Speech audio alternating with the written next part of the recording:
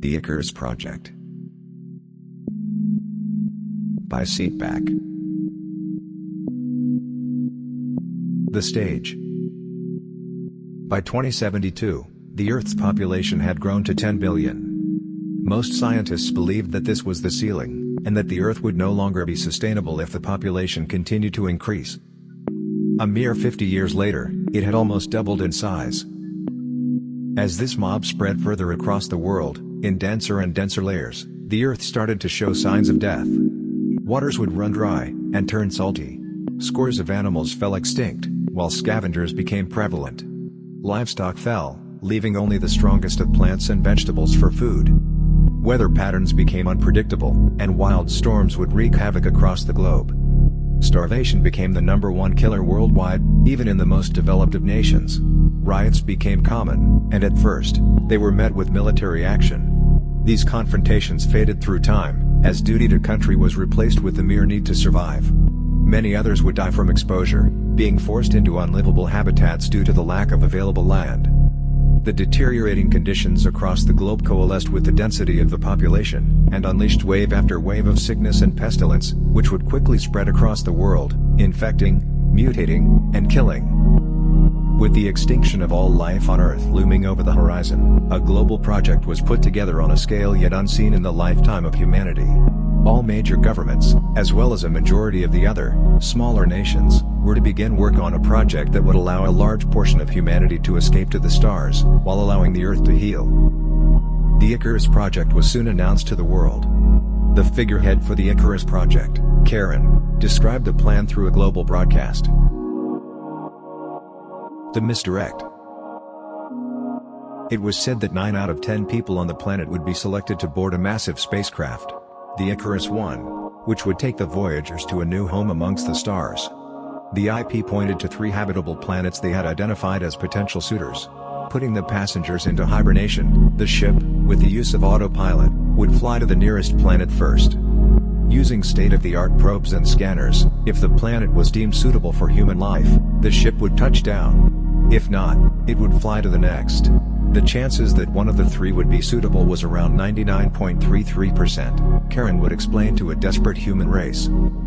Upon touchdown, various machines, equipment, and explosives, operating on autonomous systems, would go to work, terraforming the new planet so that the immediate area was comfortable and safe to sustain human life. Once complete, the passengers would be brought out of hibernation over a period of time, in an order that was to be based on a complex algorithm. The algorithm was to be designed to determine an order of awakening that would maximize stability in the newfound colony, to ensure the continuation of the lifestyle and culture found on Earth. Charon and the Icarus Project would acknowledge that this plan did require 1/10 of humanity to stay behind on the dying planet, but they offered hope. The project's plan was described to be a twofold plan. With 9/10 of the Earth's population resettled, efforts could then be taken to reverse the effects overpopulation had brought to the Earth, with hopes that they could one day restore it to what it once was. A livable world, full of life, food, joy, and the appropriate amount of humans. With this plan, humanity would not only be surviving, but thriving, mastering 2 planets.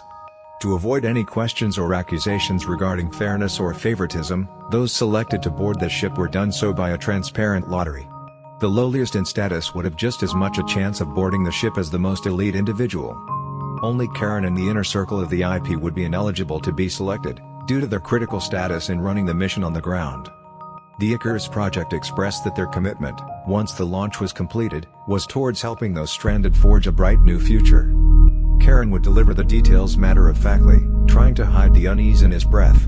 He would thank humanity for listening, softly, knowing that most would soon be leaving their home for good. He left quickly, knowing the plan was not all it seemed. To those listening, those outside the highest of circles of the Icarus Project, the plan seemed fantastical. Spacecraft had advanced significantly since the start of the millennia, but the scale of the ship, the capabilities, and the techniques described were far beyond anything thought possible. The IP was backed by all the leading authorities, though, and it gave hope to a hopeless race. The Icarus Project from then on would be talked about with reverence and mysticism. It came to be viewed as humanity's savior, and Charon and his inner circle as messiahs. The illusion. The components of Icarus I were built by a modular workforce, with the pieces being assembled into their final form at a massive spaceport commissioned by the Icarus Project. Information was kept from the workforce, so that they only knew exactly what was needed in order to complete their component. Across the globe, the work was done according to the specifications of the Icarus Project, and eventually, the last piece arrived at the facility. Assembling the craft fell to the project's inner circle, under the supervision of Charon. Due to the international security threat of the situation, progress reports, designs, blueprints and specifications, and the scientific research the plan was based on were kept confidential, requiring a security clearance only granted to those assembling the craft. Ultimate faith was placed upon this select group. Their work, their innovation, their calculations, were to bring humanity to a glorious new age. When the day of departure finally came for humanity, the dome of the spaceport was pulled back, and the ship was revealed. Those who were to remain looked to the sky and gazed with admiration at the Icarus I.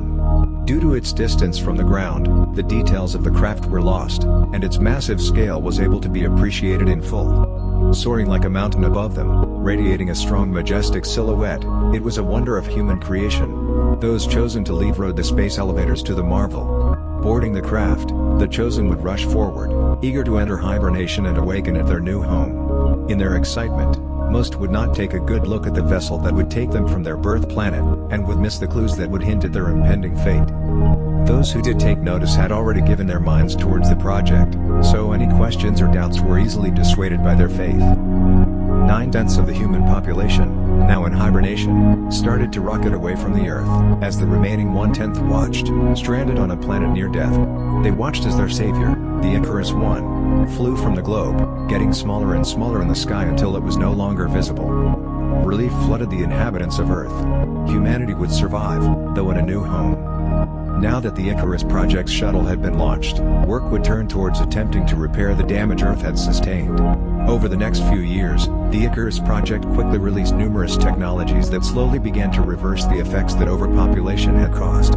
It seemed to the citizens of Earth that humanity would not only conquer a new planet, but that they would continue to thrive at home. When stable times started to return, people on Earth felt as if they were living in a golden age.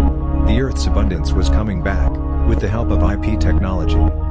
Waters started to become drinkable, nature started to grow, bringing animals who ate the newfound greens, and other animals who ate those animals.